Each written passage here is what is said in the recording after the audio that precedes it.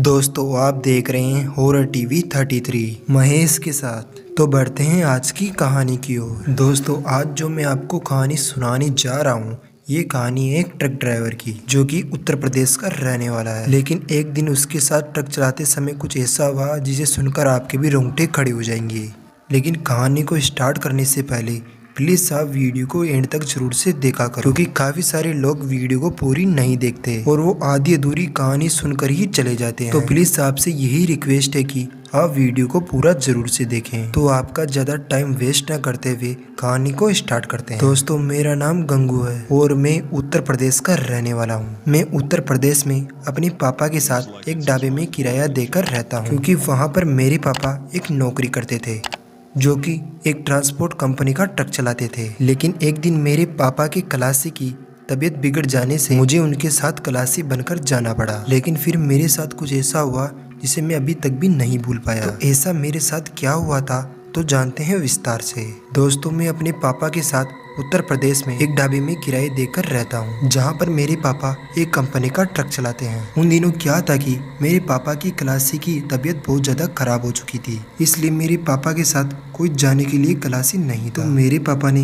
मुझसे कहा कि तुम्हें मेरे साथ एक खलासी बनकर चलना है। दोस्तों पापा की ये बात सुनकर मैंने पापा को हाँ कर दिया, क्योंकि मुझे खलासी बनने का काफी ज्यादा शौक था और ऊपर से मैं अपने घर पर अकेला ही रहता था, क्योंकि मेरे पास और कोई दूसरा काम भी नहीं था। क्योंकि मैं पहले तो वहीं रहकर कॉलेज में पढ़ाई करने के लिए जाता था, लेकिन आजकल कॉलेज की छुट्टियां होने के कारण मैं अपने घर पर फ्री ही बैठा रहता हूँ। इसलिए मैंने अपने पापा के साथ जाने के लिए हाँ कर दिया। क्योंकि मैं पूरे दिन अपने घर पर रहता तो पापा मुझे भला बुरा कहने लगते और कहते कि तेरे पास कोई काम नहीं है क्या, तुम पूरे दिन ऐसे बैठे रहते हो। इसलिए मैं पापा की ये बात सुनकर अपने पापा के साथ अपने ट्रक को लेकर डिलीवरी करने के लिए निकल गया। हम जिस समय डिलीवरी करने के लिए निकले थे उस समय लगभग 7:30 बज रहे थे और हमें उस जगह से लगभग 150 किलोमीटर की दूरी पर जाना था। इसलिए रास्ता तो काफी ज्यादा लंबा था और उसके साथ ही मुझे पापा के साथ जाने में डर भी लग रहा था, क्योंकि मैं जब रात में किसी भी साधन में जाता हूँ तो मुझे चक्कर आने लगते हैं। लेकिन फिर भी मैं क्या कर सकता था, क्योंकि मेरे पापा ने मुझे कहा जो था। फिर हम दोनों वहाँ से कुछ दूर आगे पहुँचे तो मैंने देखा कि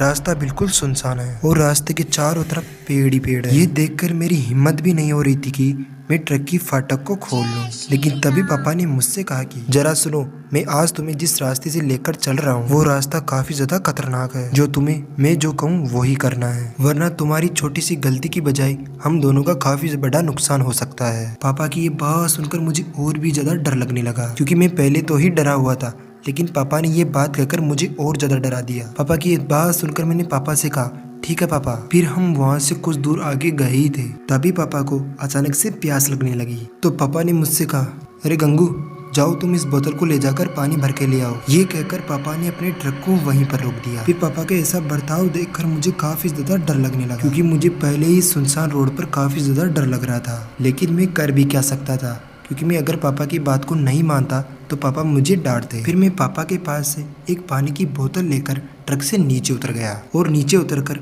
पास के एक हेडपंप से पानी भरने लगा। तभी पापा मेरी तरफ इशारा करने लगे, क्योंकि वो कह रहे थे कि तुम जल्दी से ट्रक के अंदर आ जाओ। पापा की ऐसी हरकत देखकर मुझे काफी ज्यादा गुस्सा आने लगा और फिर मैंने गुस्से में उस हेडपंप से उस पानी की बोतल को भर लिया। और भरने के बाद जैसे ट्रक के पास जाकर ट्रक के अंदर बैठा तो पापा ने जल्दी से ट्रक की विंडो को बंद कर लिया। पापा का ऐसा बर्ताव देखकर मुझे और भी ज्यादा गुस्सा आने लगा। तभी पापा मेरे ऊपर भड़कते हुए बोले अरे तू पागल है क्या, मैं तुम्हें ट्रक के अंदर आने का इशारा कर रहा था, लेकिन जब तुम ट्रक के अंदर क्यों नहीं आई, तुम वहाँ पर क्या कर रहे थे। तभी मैंने पापा से कहा पापा मैं तो पानी की बोतल भरकर आपके पास ही आ गया। तभी पापा ने मुझसे कहा क्या तुम्हें वहाँ पर कोई दिखाई दिया था। तभी मैंने पापा से कहा नहीं मुझे तो वहाँ पर कोई भी दिखाई नहीं दिया। फिर पापा ने कहा कि तुम्हारे पास एक महिला एक पानी की डोली लेकर तुम्हारे पास खड़ी हुई थी। पापा की ये बात सुनकर मैं पापा के ऊपर हंसने लगा और पापा से कहने लगा क्या पापा आपने कोई हॉरर मूवी देख ली क्या। तभी पापा ये मेरी बात सुनकर मेरे ऊपर चिल्लाने लगे और पापा ने मुझसे कहा चुप रहो और चुपचाप बैठे रहो। फिर पापा अपने ट्रक को स्टार्ट कर दिए और स्टार्ट करके उस हेडपंप के पास से जाने लगे। रास्ते में जाते जाते पापा जैसे पानी की बोतल को खोलकर पानी को पीने लगे तो पापा ने अचानक उस पानी की बोतल को विंडो से बाहर फेंक दिया। ये देखकर मुझे लगा कि लगता है आज पापा पागल हो चुके हैं। तभी मैंने पापा से कहा पापा आप पानी पिए बगैर बोतल को कैसे फेंक दिए। लेकिन पापा ने मेरी इस बात का कोई भी जवाब नहीं दिया और फिर कुछ समय बाद हम थोड़ी दूर पहुंचे ही थे तभी पापा ने अचानक ट्रक की लाइटों को बंद कर दिया, जिससे मुझे सामने का नजारा बिल्कुल भी दिखाई नहीं दे रहा था। ये देखकर मुझे तो काफी ज्यादा डर लगने लगा। तभी मुझे पापा ने कहा कि तुम अब अपनी आंखों को बंद कर लो, क्योंकि अब जो हमारे साथ होगा वो हमारी सोच से भी परे होगा। पापा की ये बात सुनकर मैंने भी अपनी आंखों को बंद कर ली, क्योंकि पापा ने मुझे पहले ही कहा था कि मैं जो कहूँ तुम्हें वही करना है। इसलिए मैं भी पापा के कहे अनुसार अपनी आंखों को बंद कर लिया। आंखों को बंद करते ही मुझे ऐसा लगा कि मानो हमारा ट्रक किसी चीज से ना टकरा जाए। फिर मैंने अपनी एक आंख को खोलकर जैसे रोड की तरफ देखा तो हमारा ट्रक अभी तक तो सही चल रहा था। ये देखकर मैंने वापस अपनी आंख को बंद कर लिया। फिर कुछ दूर आगे पहुंचने के बाद मुझे किसी की आवाज आने लगी। फिर मैंने जैसे अपनी आंखों को खोला तो मैंने देखा कि हमारे ट्रक के सामने 3-4 आदमी बातें कर रहे हैं। ये सब कुछ मैं देख ही रहा था।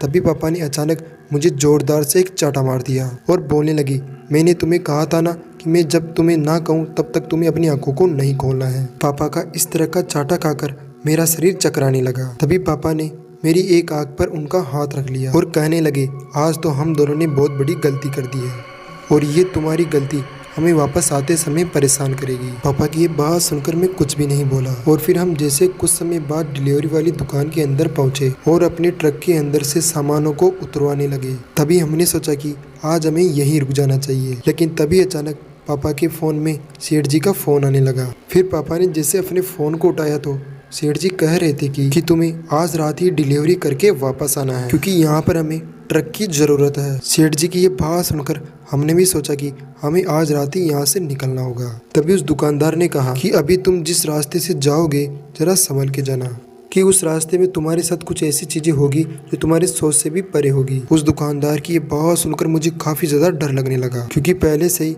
हमारे साथ रास्ते में कुछ ऐसी अनोखी चीजें हुई हैं और इस दुकानदार ने तो इस बात को कहकर मुझे और भी ज्यादा डरा दिया। तभी पापा ने मुझसे कहा कि अब हमारे पास ज़्यादा सोचने का टाइम नहीं है, क्योंकि हमें जल्दी से जल्दी अपने घर पर पहुंचना होगा। पापा की ये बात सुनकर हम दोनों ट्रक के अंदर बैठकर वहां से रवाना हो गए। रवाना होने के बाद हम लगभग 100 किलोमीटर की दूरी पर आ चुके थे। तभी पापा ने मुझसे कहा कि तुम्हें अब इस रास्ते पर अपनी आंखों को खुला रखना है, क्योंकि इस रोड के कुछ नियम हैं जिन्हें हमें फॉलो करना होगा। पापा की बात सुनकर मैं सोचने लगा कि हम पहले से भी ऐसे रास्ते से गुजरे थे जिसमें आंखों को बंद करना था। फिर मैं भी पापा की ये बात को मानकर अपनी आंखों को खुला ही रहने दिया। लेकिन तभी अचानक मेरी नज़र ट्रक के अंदर पड़ी एक पानी की बोतल पर गई। तभी मैंने पापा से कहा, पापा हमने तो इस बोतल को पहले ही बाहर फेंक दी थी, लेकिन अब ये वापस ट्रक में कैसे आ गई। पापा ने मेरी इस बात को सुनकर जल्दी से उस पानी की बोतल को उठा लिया और उठाकर तुरंत उस पानी की बोतल को विंडो से बाहर फेंक दिया। लेकिन तभी मैंने उस पानी की बोतल की ओर देखा तो वो पानी की बोतल एक पानी की बजाय एक खून में बदल गई थी। मानो ऐसा लग रहा था कि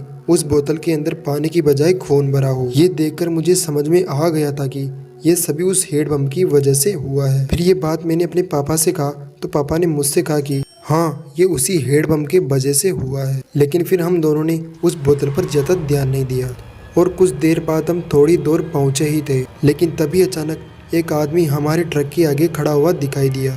ये देखकर पापा ने न चाहते हुए भी अपने ट्रक का ब्रेक लगा दिया। ब्रेक लगाते ही उस आदमी ने कहा, अरे भाई साहब, आप मुझे जरा थोड़ा आगे तक छोड़ दोगे? अगर आप छोड़ दोगे तो भगवान आपका भला करेगा। उस आदमी की बात सुनकर पापा ने उससे कहा, चलो ठीक है, लेकिन तुम अपने सामान को ट्रक के पीछे की ओर रखकर आ जाओ। फिर वो आदमी अपनी एक पोटली को लेकर ट्रक के पीछे की ओर चला गया। लेकिन काफी देर गुजर जाने के बावजूद भी वो आदमी ट्रक के अंदर नहीं आया। ये देखकर हमने सोचा कि वो आदमी अभी तक भी ट्रक के अंदर क्यों नहीं आया। तभी पापा बिना सोचे समझे उस ट्रक से नीचे उतर गए और ट्रक से नीचे उतरकर ट्रक के पीछे की तरफ उसे देखने के लिए जाने लगे। ये देखकर मैं कैसे ट्रक के अंदर बैठा रहने वाला था, मैं भी ट्रक से नीचे उतर गया और पापा के पीछे पीछे ट्रक के पीछे की तरफ जाने लगा। फिर हम जैसे ट्रक के पीछे जाकर देखे तो वहाँ पर हमें वो आदमी दिखाई नहीं दे रहा था। ये देखकर हमने सोचा कि अचानक वो आदमी कहाँ गायब हो गया। फिर पापा उस आदमी को देखने के लिए जिसे ट्रक के अंदर चढ़े तो उन्होंने देखा कि ट्रक के अंदर एक पोटली पड़ी हुई है। उसे देखकर हम सोचने लगे कि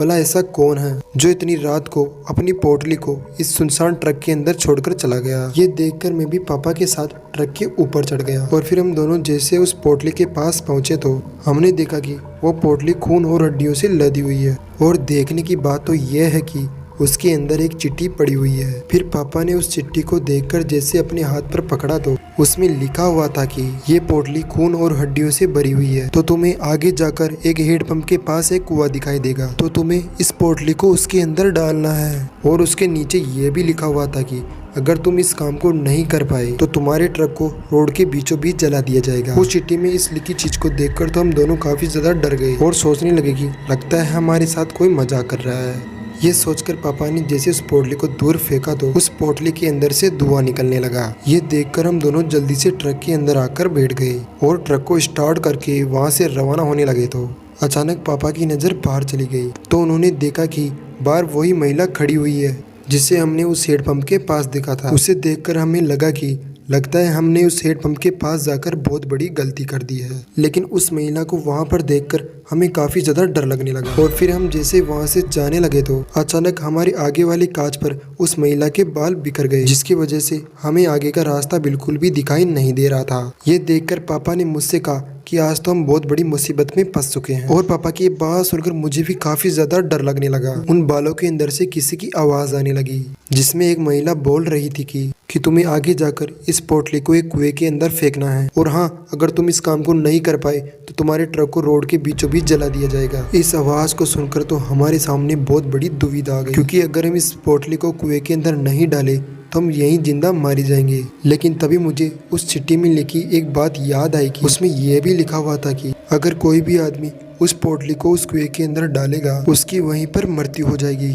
उस चिट्ठी में लिखी इस बात को हम दोनों को काफी ज्यादा परेशान करने लगी। लेकिन फिर हमने भी सोचा कि आगे जो होगा वो देखा जाएगा। तभी अचानक हमारे कांच के आगे से वो बाल हट गए और फिर हमें भी आगे का नजारा साफ साफ दिखाई देने लगा। और फिर हम दोनों जैसे उस कुएं के पास पहुंचे, अचानक हमारा ट्रक वहीं पर बंद हो गया। तभी पापा ने वापस जैसे ट्रक को स्टार्ट करना चाहा तो ट्रक स्टार्ट होने का नाम ही नहीं ले रहा था। ये देखकर पापा ने सोचा कि हमें इस पोटली को कुएं के अंदर डालना ही होगा। तभी अचानक पापा उस पोटली को लेकर ट्रक से नीचे उतर गए और उस कुएं की तरफ जाने लगे। तो मैंने सोचा कि मैं भी ट्रक से नीचे उतर जाऊं, लेकिन फिर मैं जैसे ट्रक से नीचे उतरने लगा तो उस ट्रक की फाटकें पूरी लॉक हो चुकी थी, क्योंकि पापा ने जाते समय उस ट्रक की फाटकों को लॉक कर दिया था और मेरी जान बचाकर खुद मौत के मुंह में जा रहे थे। ये देखकर मुझसे रहा नहीं गया और मैं जैसे तैसे करके उस विंडो की कांच को तोड़ दिया और तोड़कर जैसे पापा के पास पहुंचा तो पापा उस पोटली को कुएं के अंदर फेंक चुके थे और पापा उस कुएं के पास ही लेटकर तड़प रहे थे। तभी देखते ही देखते पापा ने अचानक अपना दम तोड़ दिया। ये देखकर मैं तो काफी ज्यादा रोने लगा और चिल्लाने लगा। फिर कुछ देर चिल्लाने और रोने की वजह से वहाँ पर काफी सारे आदमी आ गए। फिर वो सभी मेरे पापा को हॉस्पिटल में भर्ती करवाए, लेकिन फिर डॉक्टरों ने पापा का पोस्टमार्टम किया तो उनका कुछ भी पता नहीं चला कि उनकी मौत कैसे हुई है। फिर मेरे पापा की मृत्यु हुए लगभग 3-4 साल बीत चुके थे, जिसके बाद मैं एक डॉक्टर बन गया, क्योंकि मेरे पापा का सपना था कि मैं एक डॉक्टर बनूं। लेकिन आज मुझे इस बात का दुख है कि मेरे पापा मेरे साथ नहीं है। तो दोस्तों, आज की वीडियो में बस इतना ही। अगर ये वीडियो आपको अच्छी लगी हो तो वीडियो को लाइक और उनको सब्सक्राइब कर देना और कमेंट में जरूर से बता देना कि ये कहानी आपको कैसे लगी। और हाँ, अगर आपके साथ भी कोई ऐसी घटना होती है तो आप मुझे कमेंट में जरूर से बता देना।